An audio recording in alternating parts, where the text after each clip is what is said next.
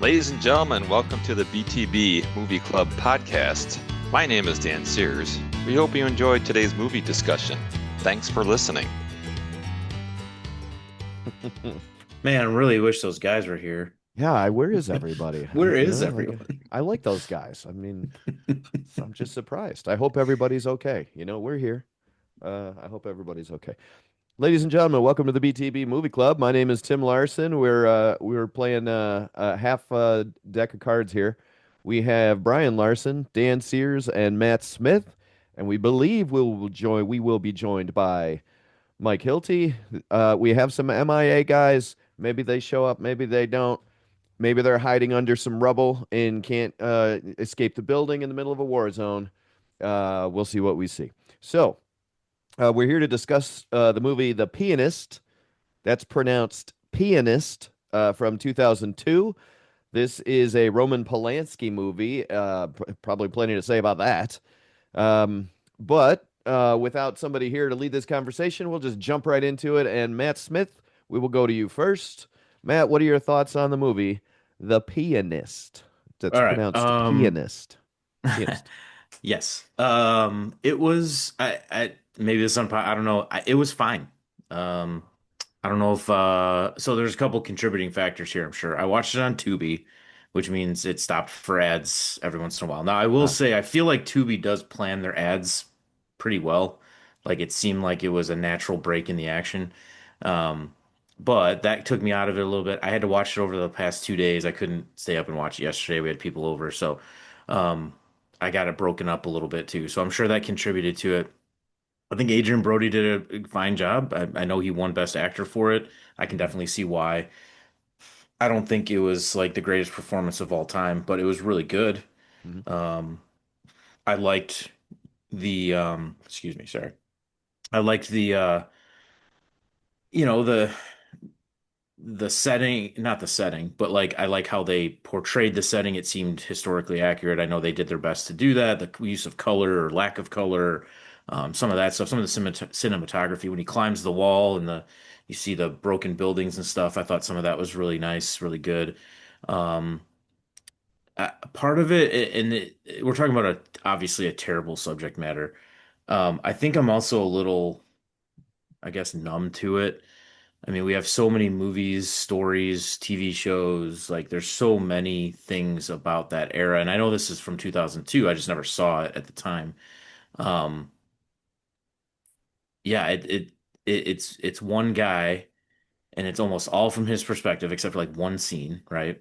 Mhm. And there's times in this movie where I go, this guy's the luckiest SOB I've ever met. Yeah. Right? Like, and it's almost funny to say that because he's literally going through the Holocaust and losing family members and whatever. But like, he just falls bass backwards into luck. Like these people just save him or give him things, or he breaks the plates at the apartment and he's about to get caught, and he ends up finding this, just the German officer who doesn't shoot him on sight when he's in the building at the end. Like it feels like he just got lucky or had this, yeah, I don't know, it just seemed weird from that perspective. And I know it's a story and I know it's based on a true story. um that's great. And I know Roman Polanski kind of inserted his own story in there because he went through the Holocaust with his family. So yeah, it's a fine movie. It's good. I see why it won awards. I can see why people like it. um I'm glad it wasn't 3 hours because I don't know if I would have made it 3 hours. Yeah. My version, we talked about this in the group text. My version was 2 hours and 24 minutes, and then it had 6 minutes of credits. So, um, I don't know what version you watched, Tim, but Well, but basically anything that's over 2 hours and 10 minutes is 3 hours to me, apparently. oh, gotcha. So it was just a generalization. Gotcha. Yeah, no, again, I think it's fine. I think it's and it's one of those movies you not that you have to be in the mood to watch a Holocaust movie, because I don't think you ever are, but you do have to be in a certain frame of mind. Like if you're not into it, like it's not going to be good for you, right? Because the subject matter is so depressing, and there's not a whole lot of things to root for, other than live, I guess. It's hard. I'm glad they didn't, obviously, I'm glad they didn't show more of it's not like it was an Auschwitz movie or something or a concentration camp movie. It was definitely about this guy's life. And like I said, good for him. He made it out. I'm sure there's some PTSD for something like that. He died in 2000. So, I mean, he lived with it a long time. So, um, good Yeah, story. 90 years old or something like that. Yeah. Is that in Yeah. the credits? I think that was in the credits, right? Yeah. 88 or 90. Yeah. So great story in terms of this guy and movie making wise. I thought it was good. Um, I'm glad I watched it because it's one of those movies that you hear about. I'll probably never watch it again. I feel no attachment to it. I definitely was not 100% invested anyway. But what I did pay attention to, um, I don't think I need to see it again. I think I got the gist of it. So, Yeah. yeah. Well, interesting that you talk about the Holocaust a little bit because we've seen, even in this group, we've watched a few movies on this subject matter, right? Jojo Yeah. Dancer, Life is Beautiful. And I would say I agree with you. I like both of those better than this one Hmm. because there's something else going on in that movie. It's not just about, the really bad stuff going on. Like we all know what happened, except for Yeah. people who deny that it happened. Um, Right. but like the other movies have some other plot going in that setting. And this movie was just that's the plot. Yeah. This is just one dude experiencing the entire thing. And yeah, I think I agree with you. I get it. It's a good movie. Um, and then I also don't think I need to watch this again. Yeah. Yeah. And like I Yeah. said, there's Good things to take. there's things to appreciate for sure. Yep. When he's walking down back and forth down the street every time there's something different, right? Like the first time it's all normal, and then the second time there's a guy laying on the sidewalk, and then the third time there's a dead lady. It's like I can appreciate some of that. Very similar to Life is Beautiful. They did the same thing where it just Hmm. kind of morphed into this nice little town turns into this occupied town, right? It's kind of that same idea, and I get it. I understand what you're doing there as a filmmaker. Like, hey, look at how subtle, look how it happened to just Yeah. small little details, and yeah, and like I said, maybe I'm numb to it just because we've got so much media on that subject that it's hard to get invested in it. So, yeah. Yeah. All right. Well, let's go over to Dan Sears. Dan, your thoughts on The Pianist? Pianist. All right. Yeah, it's the first time I saw it. It was Huh? pretty brutal. Yeah. Um, I knew of the movie, and I had wanted to watch it for a while, but I kind of wasn't prepared for how how dehumanizing it was to the cast of characters here. Um, Certainly not but a lot of piano playing for a movie called The Pianist. no, There's not a no, lot of piano playing going on here, which is unfortunate. There was no, imaginary piano playing. There There was. was. There was. Yeah. yeah. But I think that they use the piano for his good moments in the movie. When he's playing at the beginning, he's happy that he's playing, and when the German officer, tells him to go and play the piano, he forgets about all his problems, his huge problems. He's all, at death's door here, but he forgets about all that and he plays, and you can tell he really, really loves it. Um, Brody, I thought Brody knocked it out of the park. I thought he was pretty awesome in this role. Agreed. He I know he learned to play the piano for this movie. I don't know that I don't really think that was him, playing for the German officer, because that guy looked like he was really crushing on the piano. Maybe Tim can talk more to that. But uh, what else we got here? I know he lost a lot of weight during this, because you can see at the beginning, he's fairly normal weight wise, but then towards the end, he's really thin and gaunt. And when he's running out at the end with the German coat on, I'm like, no, don't do that. Yeah. Take that coat off. Yeah. Oh, Why are you wearing this coat? Because I'm cold. yeah. This is the one comedy line in the whole movie. Right, right. Yeah, he's obviously not, a German. He looks like he's about ready to die. So, Uh, but yeah, you don't know what's going to happen when that German officer finds him there. You think right away with everything that's happened in the movie, he's going to kill him. But you know, he was nice to him on one degree by not killing him, but then the other, he's kind of like he could see that he was really struggling, but he's like, "Go play the piano for me." Hmm. And it's like, this guy's barely standing upright, and you want him to go play the piano for you.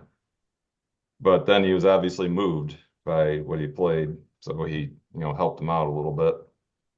And but still, even for a little while there, until he came back and gave him the bread, I thought, he still might come back and kill him or tell, some of his troops that he's hiding up there, go get him. But he didn't.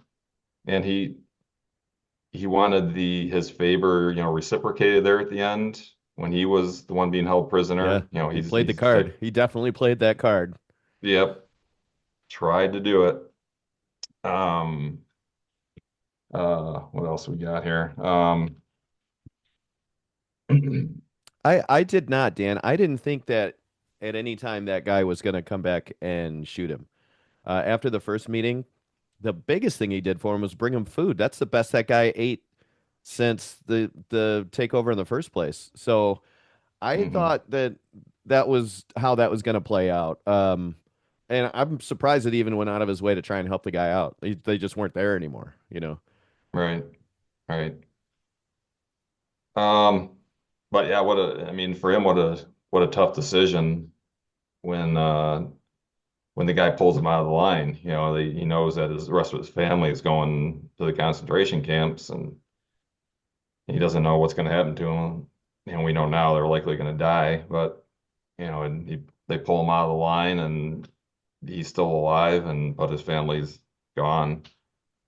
So that's a tough spot in the movie for him. I was a little confused by the two blonde women. I thought they were the same women at first. Yeah, it was hard to tell them apart. Yep. Yeah, but I had to read later that the pregnant woman was the Dorita, I think her name was, Yeah. and she was one that he went on a date with at the beginning, and the other blonde was somebody different. So that was a little. While I was watching, I was a little confused by that. Um, but yeah, like you guys said, overall, I like the movie. I'm glad I watched it because it won a bunch of awards. But yeah, I probably wouldn't watch it again because it's pretty brutal. Um, Yeah. a lot of people dying, and Polanski. I mean, we can touch on the subject here of Polanski. He obviously a great director. I mean, I think he deserved to win the Oscar for this, but he, he's wanted for rape here back in the U.S. And everything I saw about it, the way he talked is he doesn't think he did anything wrong by having sex with a 13-year-old.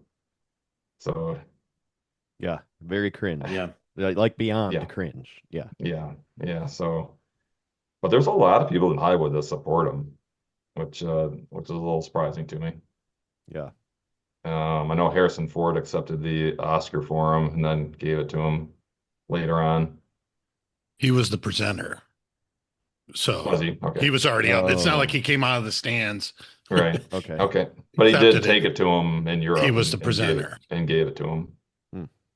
Yeah. At some other awards in Europe, he gave it to him. But anyway, I guess that's it for now. Back to you, Tim. Yeah.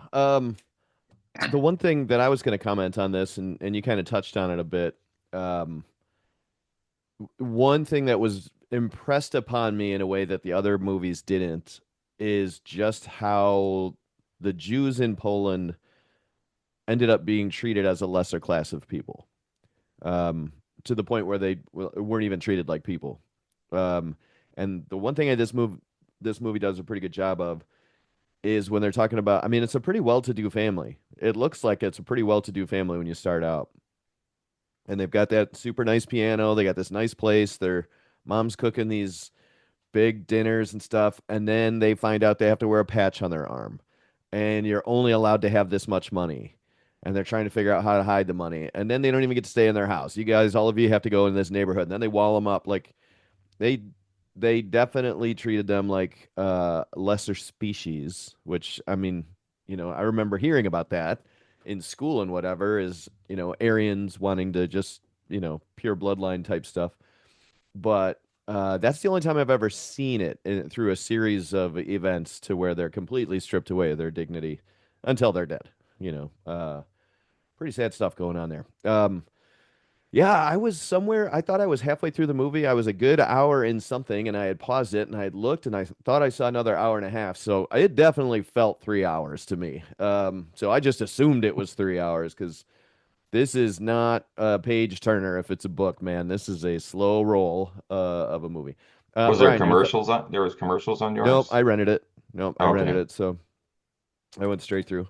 So, Brian, your thoughts on The Pianist? I am glad that when I went to rent it, it didn't have a 4.99 purchase version because I Yeah. might have bought it Yeah. for that extra dollar. And it would just sit on the shelf and it collect would. dust. Yeah, definitely, definitely. This, and we mentioned like Jojo Rabbit and Life is Beautiful.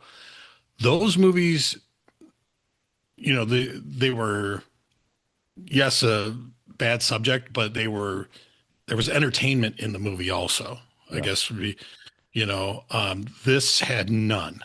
Right. This made me very uncomfortable for Right. 2.5 hours. And it's just the idea that, in the world we live in right now is very messed up too, but just to hate somebody for no reason, I don't get that. Right. I mean, I'm good with my hatred of people and I cherish it, Yep. but there's a reason behind it. This is just, one, it's a different religion. I mean, to me, that's the stupidest thing, Right. and most of them, why don't you just not wear the armband and, speak with an accent? Juvilski, I don't know, whatever. Did you just say Juvilski? Juvilski. That's what you came up. It's a Buddy Hackett bit. It's a Buddy Hackett bit from back in the day. Sorry. Anyways, Those of us it's here just at the BTB Movie Club don't necessarily. Okay, carry on. A lot of them had to like Buddy prove to Hackett. the Germans that they were not Jewish, or if they were, because they Had to have questioned a lot papers of people on them that and stuff. didn't have the Yeah. armbands And they're right. But back to the movie part of it, though, there were some things that we kind of talked about that I wanted to jump in, but I figured I'd wait till, like, when the blonde girl comes out on that street and it's just him and her, and like she's walking down the street and he starts following her. I'm like, somebody's gonna jump you for chasing right. down this blonde girl, That's right. and like, Yeah, his buddy is like, dude, get back over here. Yeah. yeah. The playing the piano for the German officer, it's like, I'm not going to stop playing because when I do, you're going to shoot me. I'm going to play Right. the longest Right. song I can come up with. This is the 10th movement of the aura Right. or whatever you call those things. But it was just one of those, the guy realized he was somebody special when it came to playing the piano and appreciated it, even though he was supposed to hate him because he was Jewish, and he got past that.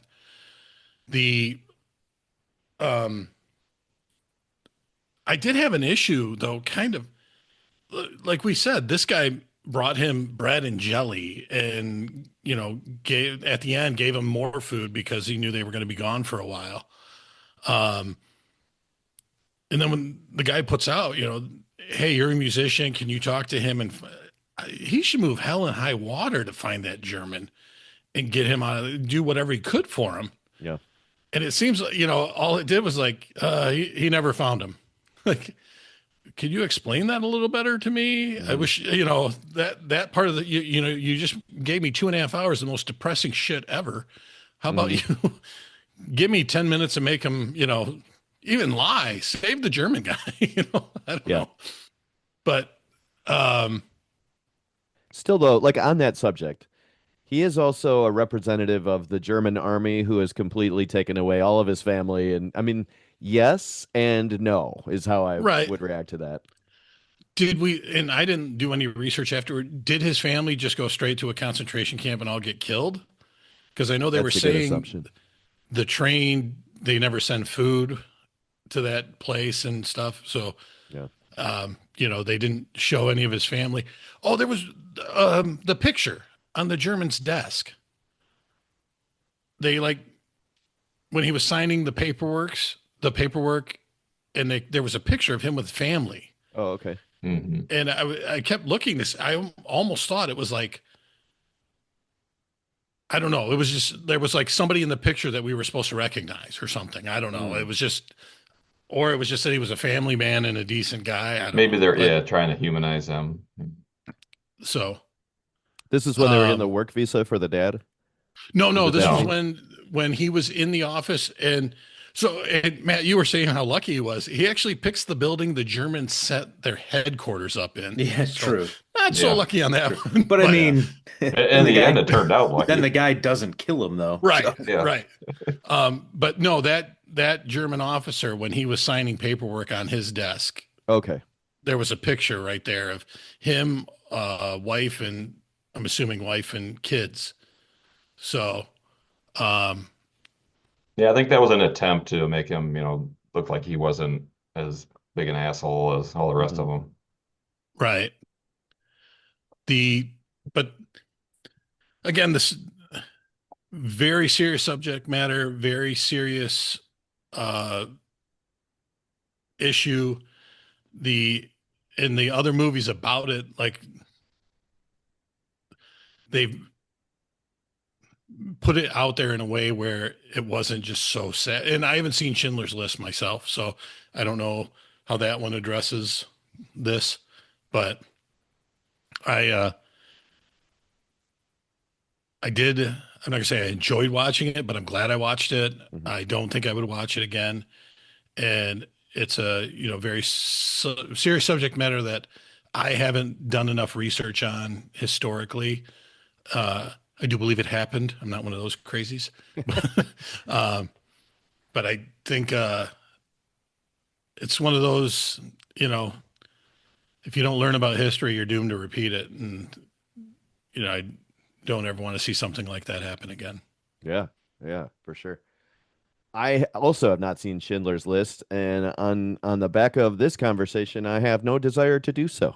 I heard, I'm I'm sure it's a very good movie, but it's gonna take a while for me to get over this one before I decide to hit play on that one. It's something you Yeah. need to see. It isn't as brutal as this. Oh, okay. Okay. Yeah.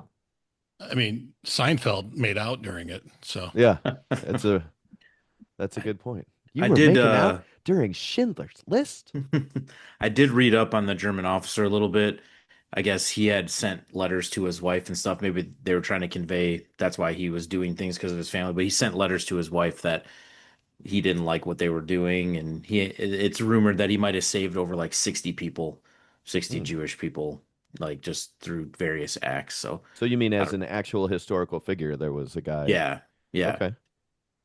It's based on this guy Hosenfeld. I think that's what they called him in the movie too. they did, yes. Yeah. Hmm. All right, good stuff. Oh, and Um, I'm sorry, yeah. the guy, the Jewish um, police officer. So he Yeah. shows up at their house and he tries to recruit them too, and they don't want anything to do with it. And then because and we didn't talk about this yet. I mean, this guy, he's playing piano on Polish radio, so he's got to be a celebrity Yeah. of sorts, Yeah. And like you said, Tim, I mean, yeah, they had a whole family living together, but it looked like they were not well off, but pretty good Yep. and had a big place and family all chipped in. They were only allowed to have $2,000. They had 5,000. So they had sitting around cash. But, this guy, and that was a big thing with, turning on your own kind of situation. But I think he respected, um, Spielman. Would that be a kind of Good enough. he respected him. Yeah. He The respected the pianist. pianist enough The pianist. where, he gets the brother out of jail without getting taken, he asked for a bribe, but he's like, I don't have any money, Yeah. you got, and he gets his brother out anyways. Then, he grabs him and pulls him out. And basically he's like, look, I just saved your life. Get the hell out of here. Don't run, go Hmm. away. But how hard would that be? And we watch another movie, Life is Beautiful, where the non-Jewish woman goes to a concentration camp just to try and be close to her family. Yeah. And he walks away from everybody. So, not saying he's a bad guy for that at all. I'm just saying that the differences in the two movies and the scenes. So it was just, we didn't talk at all yet about, we just kind of hit the big highlights of the heavy points. But this guy was a pretty important person in Poland who Hmm. gets back on the radio when everything's said and done. And like you said to him, what are you going to do when this is over? And he's like, play the piano. Yeah. And he was. Yeah, and I mean it's not like one of those good feeling ending movies, you know. It's just like this poor bastard's just got to fucking live with this, you know. Um, so yeah, There's thanks, no Brian. like big triumph at the end. It's like, Right. he's just fighting to survive the whole movie. Well, and you get the feeling like he's the only Jew left alive in Poland, you know, like Right. Yeah. he wasn't, but you get that feeling because so many of them had gone away. So, all right, Hilty, welcome to the show. Made it just in time. We're closing up. We've had comments from Matt and Dan and Brian. Your thoughts, sir, on the movie The Pianist? Can you all repeat everything that you just said so I could catch up? Yeah, Yeah. Matt, go ahead. Okay, good. Dan, Yep, that's I'm pretty done. good. Brian pretty much summarized it as you got here. So there you go. Um, well, To be okay. fair, my overall, I said it was fine. It was fine. Yeah, okay. Uh, I'm glad that I'm not the only one who's going to have that same opinion about We all this. did. We all Yeah, I did. Um, think I think you're It's a in good good movie. company. It's Yeah. worth watching, but the tone of it and the depressing nature of it, it's like I don't know if I need to look, watch it again. given the subject matter Right. and just the stakes and the based on a true story-ness of it, yeah, it is a movie that is worth watching maybe once. Like this is like my third time watching it, Hmm. and I haven't gotten anything like I have not gotten beyond like I appreciate this movie for what it's doing from like I think the direction is really great. I think Adrian Brody gives an outstanding performance, even though I kind of just think that he's just a bit of a pretentious douchebag in real life, but in in all fairness, he is a very talented actor. Hmm. And like between this and The Brutalist and that horseshit Oscars speech that he had this last season, like he's had a wildly up and down career. And even so, like I even find myself kind of struggling with saying that the direction's good, knowing that Roman Polanski is the one Yeah. that directed it. And separating art from the man, this is a very well directed movie. It's he gets the most out of his performances. The I think overall the cinematography and the shot creation is pretty good, I would say. Music is great. It hits you in all of the emotional Yeah. spots that you're It's a good looking tone setter. Really good tone for setter, the music is. for a movie about the Holocaust, and maybe not exactly the type of movie that you normally see about the Holocaust because it's like the scene where you think he like if you don't know anything about the history of this guy, which I didn't the first time I watched it, I was like, oh, this is going to show him getting taken to a concentration camp and he's going to try to find a way to be with his family. And then when that doesn't happen, kind of subverts your expectations a little bit and it's like, ooh, okay, this is going to be different, which is good. Like to see these other perspectives and all of these different stories from people in history. So that's definitely good to see. I mean, I like this. this gives off the vibe that it is very much an art house piece. This is a festival darling, and something like this does not exactly always cater to audiences. I think for somebody to say that like this is like a fantastic movie to them, it's like these are people who are looking for like a very specific type of film. And for me, as somebody who one of the things that they're looking for from a movie is messaging and themes. Like this movie is chalked with all kinds of stuff like that. Um, solid plot, all of that. On the flip side as well, I'm looking to be entertained by a movie, and this movie it is a slog to Yeah. be entertained by this. So, um, this did fine at the box office as well, and then this was an awards juggernaut because Roman Polanski won for Best Director. He didn't accept the award because he's still in Europe hiding Right. from his sex with a Warrants. minor charge. Yeah. And Adrian Brody won the Best Actor Oscar, which he definitely deserved, but then he did himself no favors by that kiss her around the world with Halle Berry that just almost borderline ruined his career because like that didn't seem consensual, and also it just was very icky to do, Yeah. even I, by 2000. I don't know anything about that. Can you elaborate a little bit? So when he got up on, so Halle Berry, who had won the Oscar the year before for Best Actress, it's usually tradition for the Best Actress Oscar winner from the previous year to announce who won the Best Actor award for the following year. So she announces it. Adrian Brody gets on stage and gives her this like massive kiss. Like he dips her and everything like that. And she was very much caught off guard, and she's gone on record saying like I wish she would have made a different choice about that.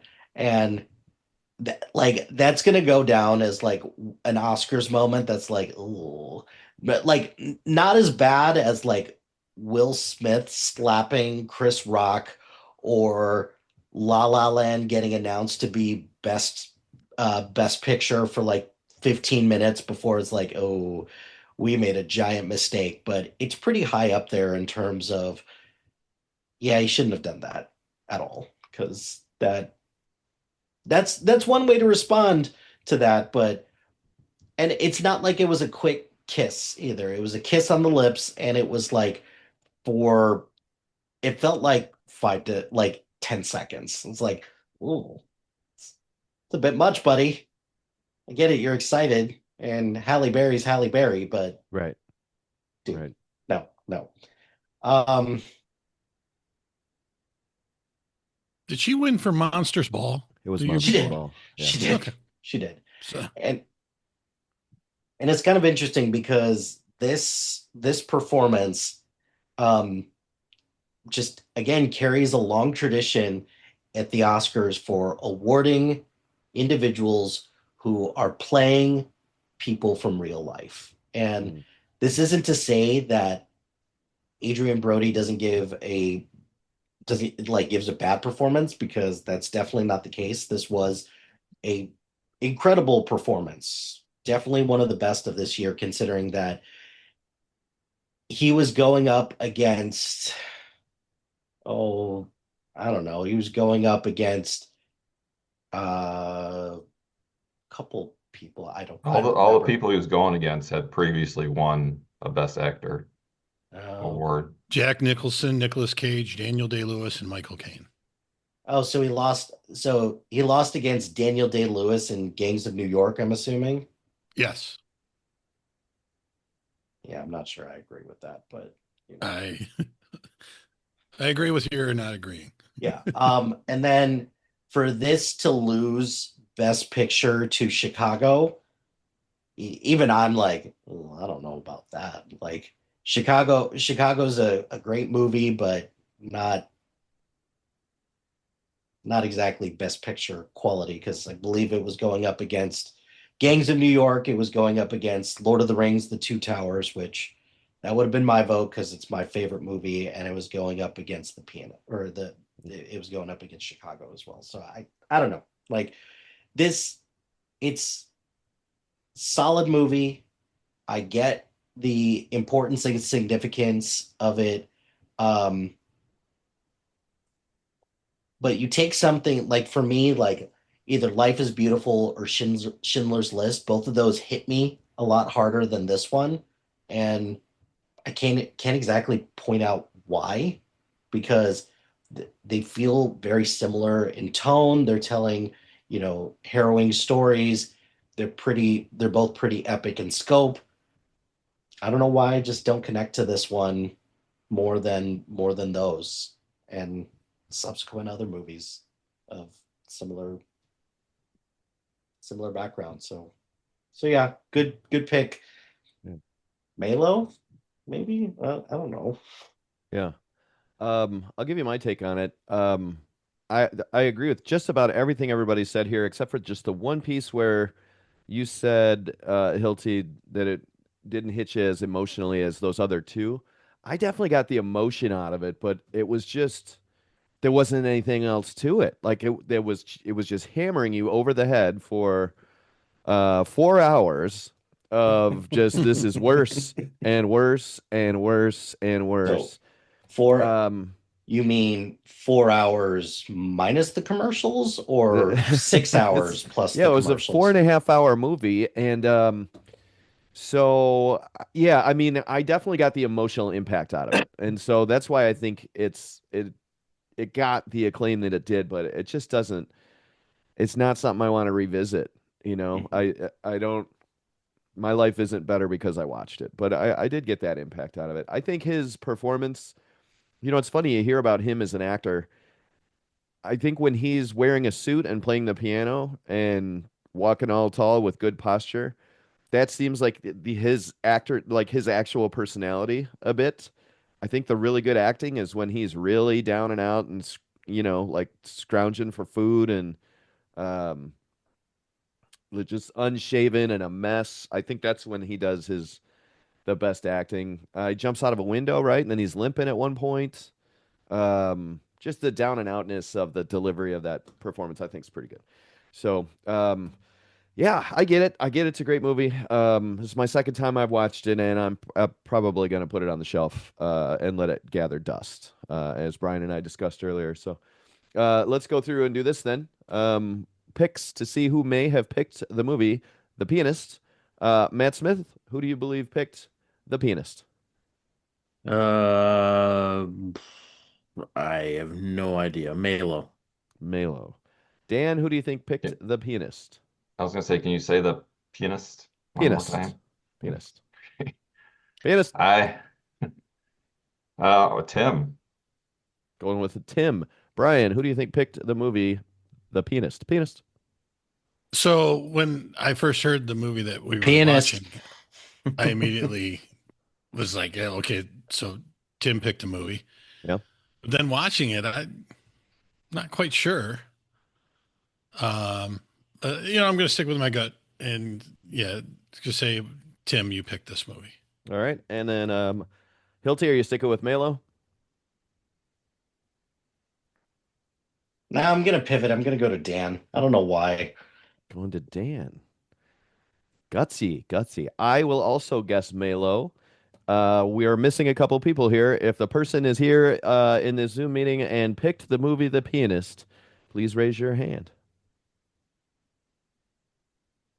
Ah, Dan. it's Dan Sears. Sneaky Dan Sneaky Dan Sears. Sears. Damn it. Not on my radar. Nicely I done. had never seen it before, and I was like, we probably should watch this since it won so many awards, and Uh-huh. so that was why I picked it. That's Hil- exactly why I thought Dan picked it. Hilty, congrats. Nice. Last minute pivot. Well played. Okay, You so know, yeah. one thing about this, I forgot to bring it up when we were talking about it, but he was kind of well, no, I'm not gonna say dick, but like when he was bitching at the guy for not being there, he's like, it's been 2 weeks.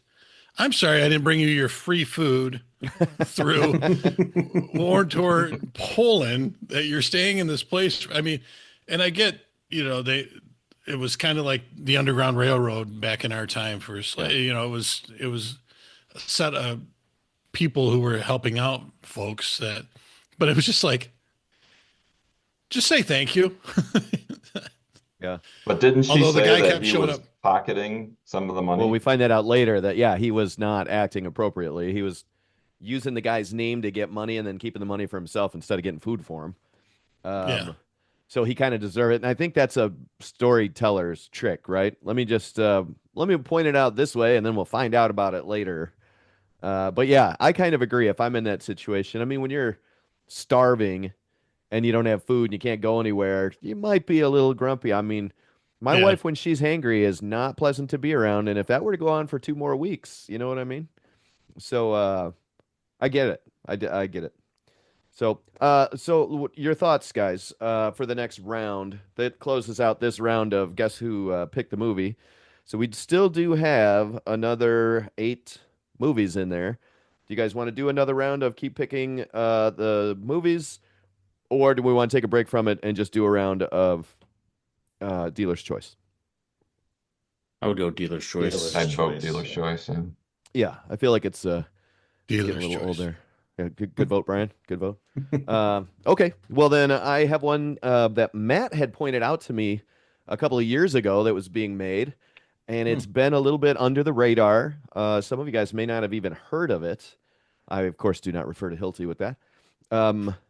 This is a Flanagan pick. He's doing another Stephen King story. This has Tom, I never get his name right, that played Hiddleston. Hiddleston. Thank you. Tom Hiddleston. This movie Played is Loki. called Loki is the fucking you're name picking- I was looking for. So you're picking Life of Chuck. Okay, well, I get cool. to say it. I get to. Okay, You're not cool. supposed to do. Damn it! Yeah, I'm gonna I've start the heard whole this. thing I've heard over. of this movie. Are you kidding me? I'm, Yeah. I'm starting the whole thing over. You wrecked my whole thing. So the movie is The Life of Chuck. It's just out, I think, last year. I think it's a 2024. I may actually still be in theaters. I think I saw that. But it's a Stephen King novella. It's 60 pages in a book that he put out that had 4 novellas in it called If It Bleeds. I'm going to ask you guys, don't read up on it. Just enjoy this story the way that the Stephen King and the filmmaker intended you to watch it. So, trailers and reading up about it would kind of take away the fun of experiencing the movie. So there you go. The movie is The Life of Chuck. All right, ladies and gentlemen, that'll do it for this week on The Pianist. We'll see you next week. That'll do it for this episode of the BTB Movie Club podcast. Thank you as always for listening. We know we enjoyed ourselves. We hope you did too. Hey, we are partnered with the SPDM Crew Podcasting Network. Please stop by and enjoy some of their excellent material. And have yourselves a good week.